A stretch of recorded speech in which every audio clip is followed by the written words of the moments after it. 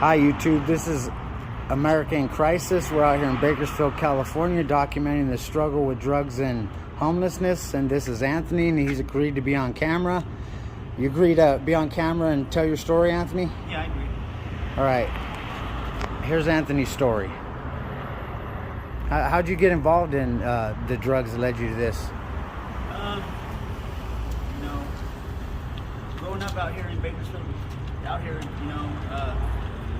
drugs have pretty much always been a part of my life. From my family to an adult. I started getting in trouble at a young age, and so I went to prison my first time when I was 18, and I proceeded to go 15 times after that.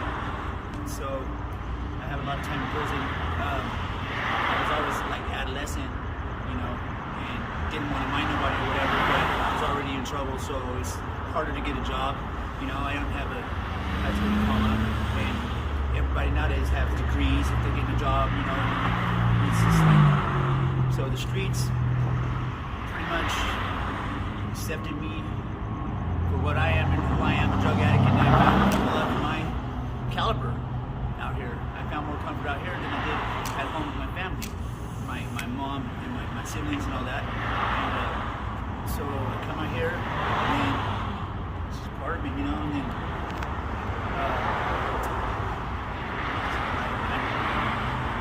every time I'd go to prison, I'd get sober, and I'd say I'm gonna do the right thing, and then I'd get out, and the streets would be a little more worse. People that I knew that were doing good, that I kind of looked up to and stuff, had already fallen and was using now, and their lives are falling apart and shit. So I don't know, man. Have you ever tried treatment? Has that ever worked for you? Like I said, I got 20 some odd years in the system, and there's all kinds of the R on the end of CDC stands for in rehabilitation. Okay, I don't know what they're rehabilitating or whatever, but all I ever did was get locked up, and it was like I was getting grounded or something, but they put the chain on me, the leash. I couldn't wait till the day I get out so that I could party and feel the buzz again, and get wasted, have a good time, and that just led to all my hopes and dreams that while I was sober in prison, the things I'm gonna do and promising my family and this and that, all that shit went right out the window every time. So prison didn't rehabilitate you, is what you're saying? No, not at all. I mean, they had to put the money somewhere, so they had to put it all on the end of it. It didn't go for no. They started these little classes here and there, but that fell quick. It's like, I don't know. Prison helped me a lot to become, a man, I guess you could say. But also, it hindered me because I have no special skills out here. I'm not computer savvy. I'm pretty much just a derelict in Bakersfield. I have no society has no use for me, really, because I'm not a productive member and active community of society out here, and I don't have a good job, and I'm not paying my taxes, and I'm not doing none of that. So what I am doing is running around, spending every penny I can get my hands on drugs and fentanyl, and that's where it's at. And to tell you the truth, it's a horrible life, but it's like it's also very magnetic. And I hate to say it. I miss this lifestyle when I'm locked up. I do. I miss being out here and having a good old time. And who cares if I don't got nowhere to sleep? I've been up long enough to wherever I fall out, it's perfect for me. You know what I mean? And a lot of people out here do care. I mean, I know that they do care. There's people that stop and drop off food all the time. Waters. In the winter, they drop off blankets and sleeping bags and stuff. And they really care, and they're trying the best they can, but there's just nothing for us. So then you got situations like I have a terminally ill mother, and she's on SSI, and that's the only income her house has. You know what I mean? It's just her and me. I take care of her a lot, but I don't get paid for nothing and this and that. I don't stay with her. I don't live with her because I'm always out here. I do a check on her, and I take care of her the best I can. And that being said, she's forced to stay in a ran-down ass motel. The slumlord of slumlords, only probably the worst part of Bakersfield we have. And she's 72. She never goes outside of the neighborhood.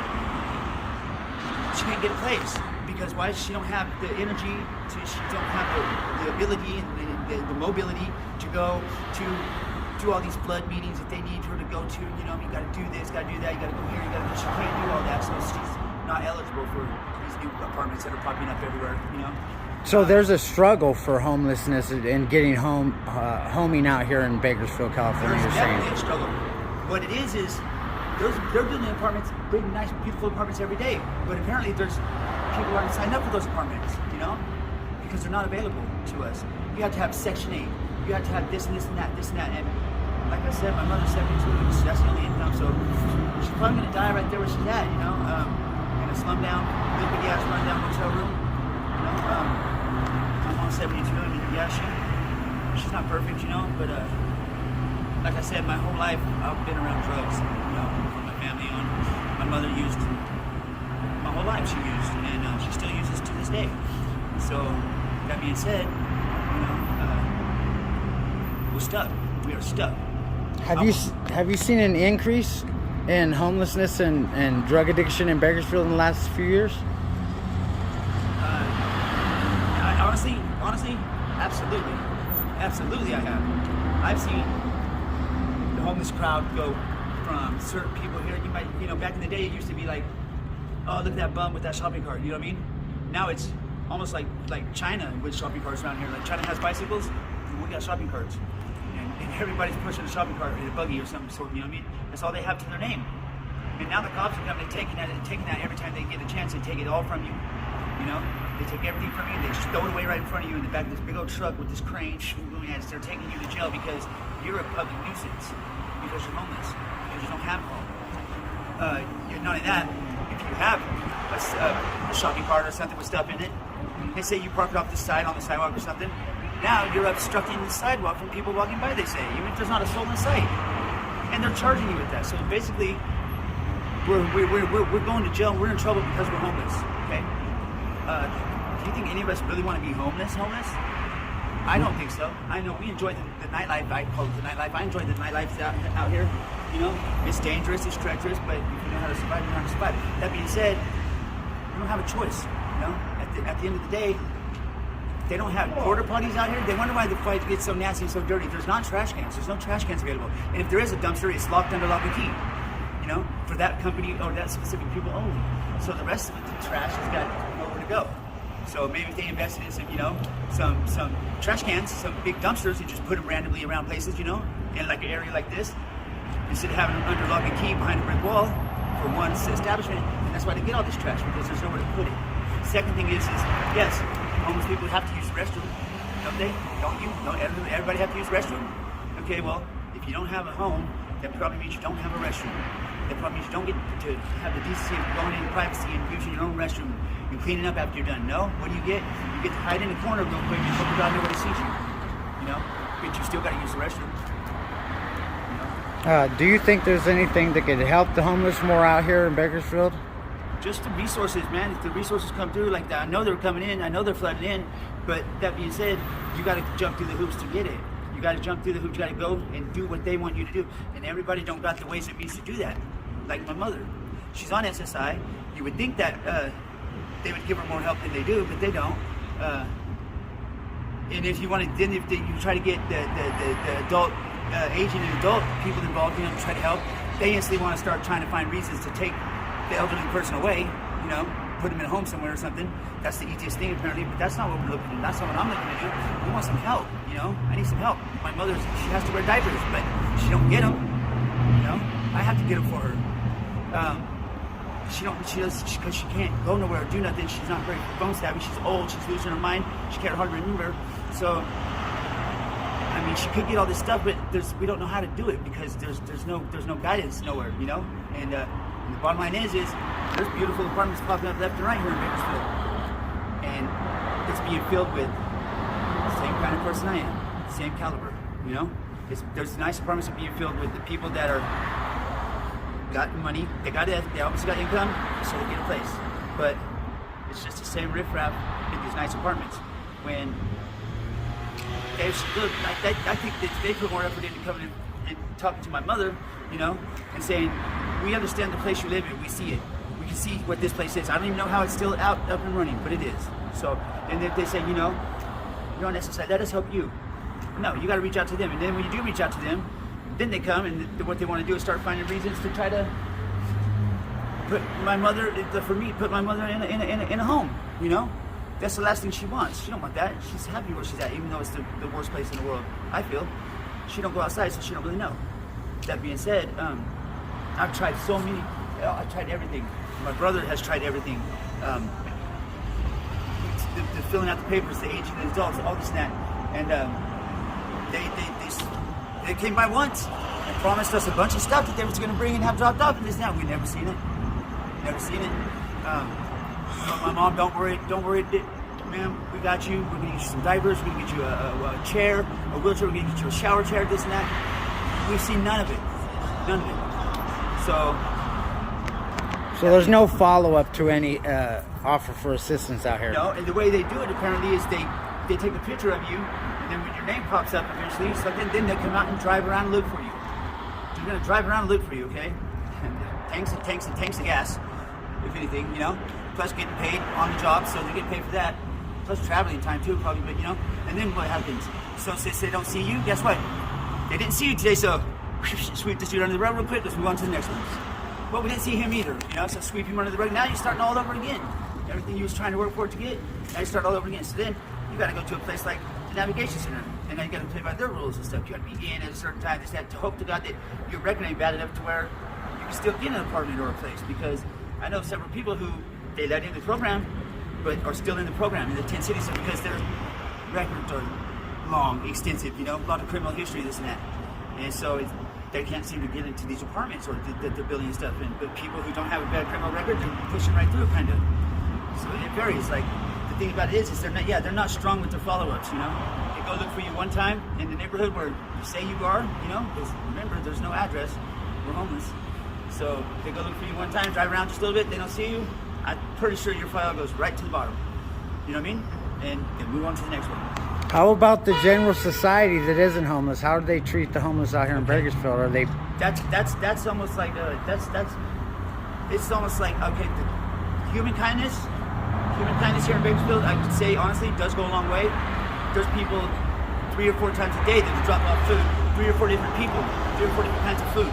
They serve on the corners, you know, to feed all the homeless, and you get together. These churches do that. They feed like religiously every Saturday and stuff. So that part of society here in Cook County is great. Now